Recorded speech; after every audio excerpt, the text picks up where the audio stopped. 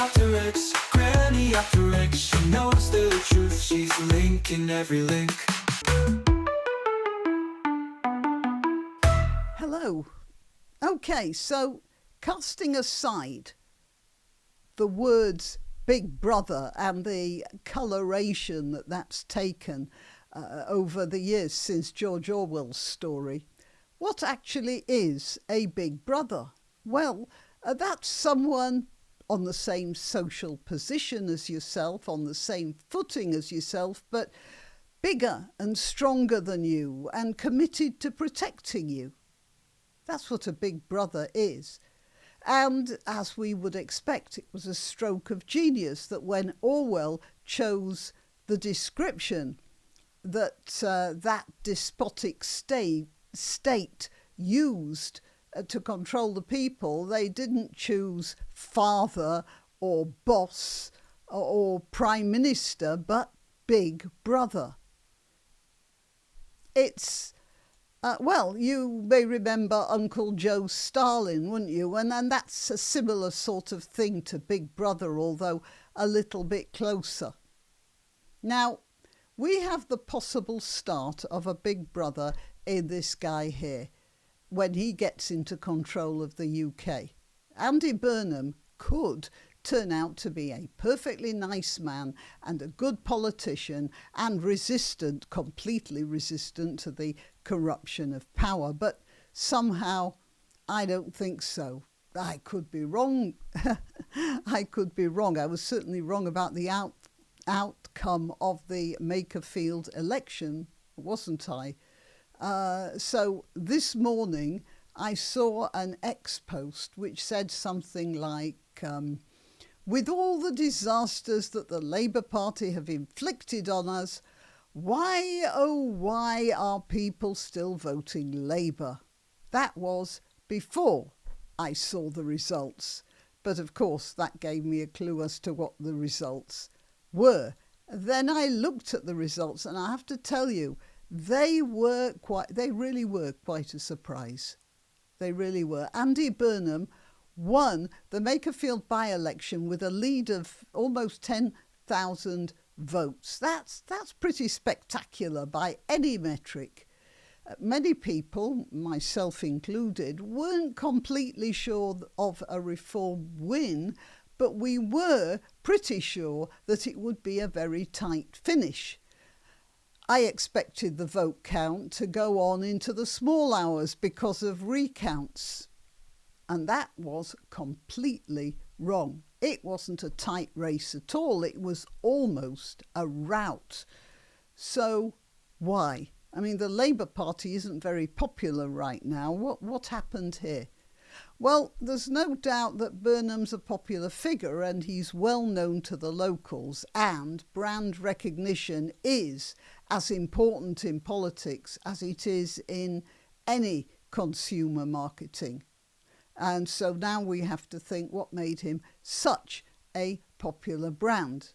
Well, he made a lot of high-profile political and social decisions that the locals appreciated. Let's start, well, with lockdown, for instance. During that hysterical period, Burnham made a very public and aggressive stand against what a lot of local people, well, in fact, everybody thought of as inconsistent application of the laws. And a lot of people thought of him or saw him as a champion and warrior, someone on their side. Another very popular scheme he introduced was the heavily subsidised B network, which integrated the tram and the bus system and capped fares at £2, which you could only do by taxing a lot of people and then channeling the money into paying for the buses.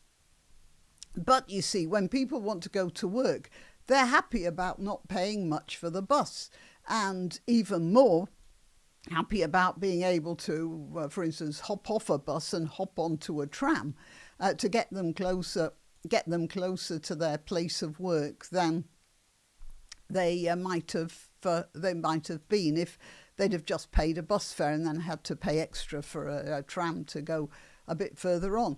And while we're on the subject of work, Burnham also made some very aggressive steps in favour of workers' regulations. Minimum wages, for instance, and no 0 hours contracts. I think he might have finished that off altogether, or he certainly constrained it a great deal. He also backed schemes to take care of and to resettle rough sleepers.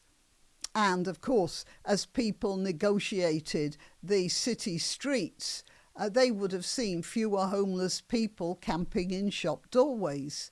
So, a lot of people would have seen a lot of nice things happening under Burnham's care.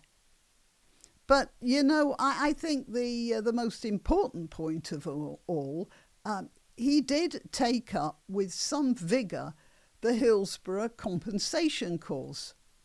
And that was incredibly important. I can't stress this strongly enough. Football is, as we all know, a national religion. We all know that, but it definitely bears some repetition.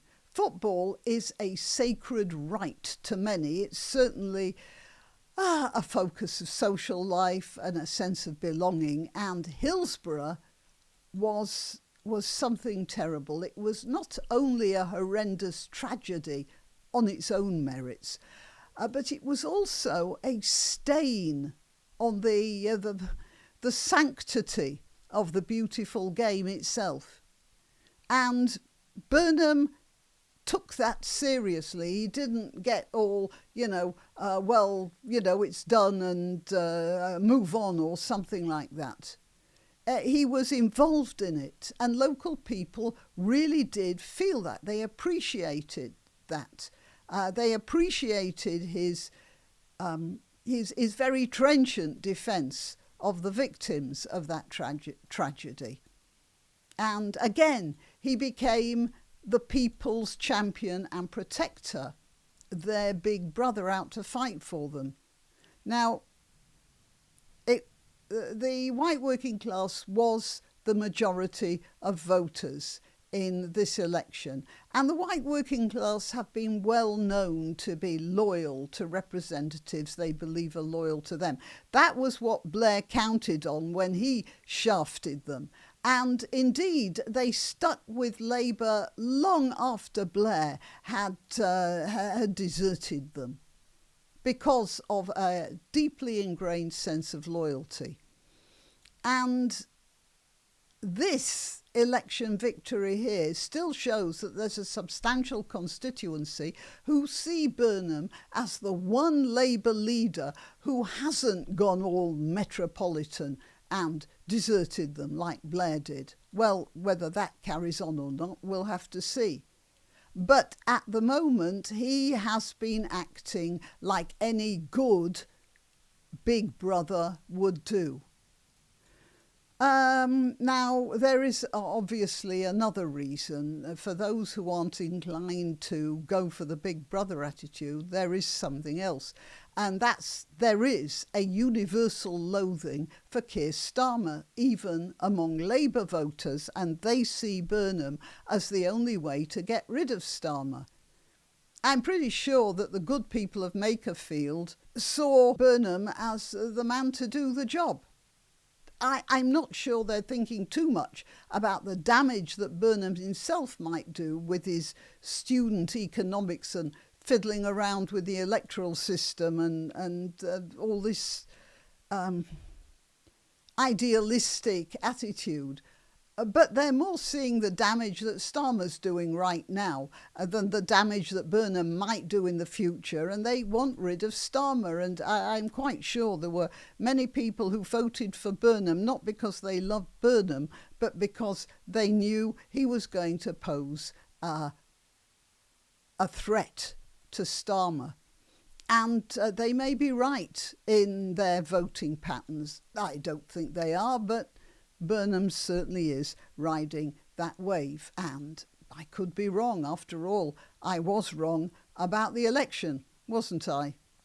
In the 8th century, Alcuin of York wrote a letter to the Emperor Charlemagne quoting the expression Vox populi, vox Dei, which means the voice of the people is the voice of God. It was obviously a known phrase in his time and much quoted, but he wasn't saying it as advice to Charlemagne. He was actually using it as a warning. He told Charlemagne not to take the voice of the people too seriously because, he said, the riotousness of the crowd is always close to insanity. In other words, the madness of crowds. You may recognise that. It was said by Alcuin in 798, or sometime around then. Just over 1,000 years later, in 1841, a proto-psychologist called Charles Mackay wrote a book entitled Extraordinary Popular Delusions and the Madness of Crowds. And it was all about hysterical paroxysms that have gripped people through the centuries, like the dancing mania in the 14th century and the tulip mania in Holland in the 17th century. That was in 1841, and 150 years later, in 2019, Douglas Murray wrote a book quoting that very title and talking about the delusions gripping our society in the 21st century. I'm not giving you a history lesson here. I'm just proving to you that it's not as if we don't know this stuff about the delusions of crowds. We've been writing about it for over 1,000 years, and yet we still keep allowing ourselves to be swept away by mad ideas anyway.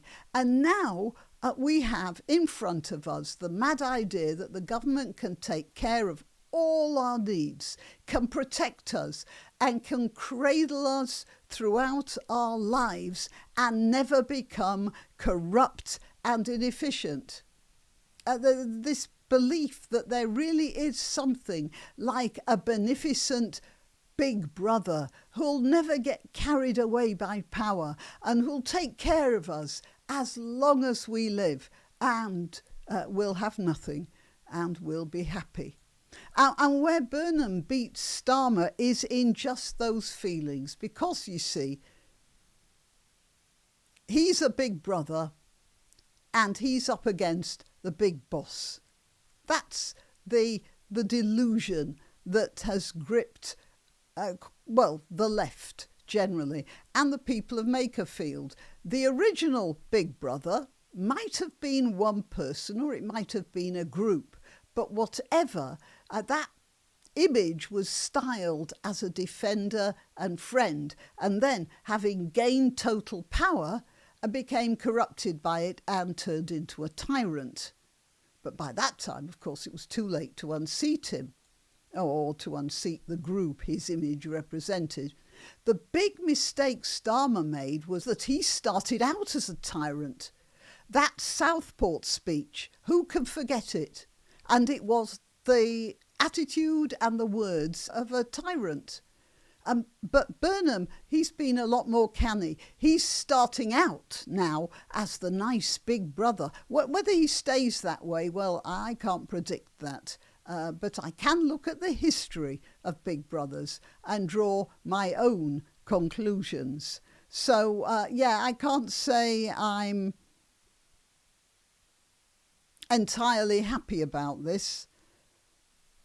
On the one hand, he might unseat Starmer, and we can only celebrate that. On the other hand, he's going to fiddle about with the elections so that he stays in power during the next cycle. And that's not good for us, nor for him either. But, we'll have to see how that turns out. Okay. Till next time. You can help my channel by subscribing and clicking the notification bell. That's quite important. And by sharing if you're so inclined. Links to my other channels and to donation methods are in the description. But the best way you can help is simply by clicking like and notify. Thank you.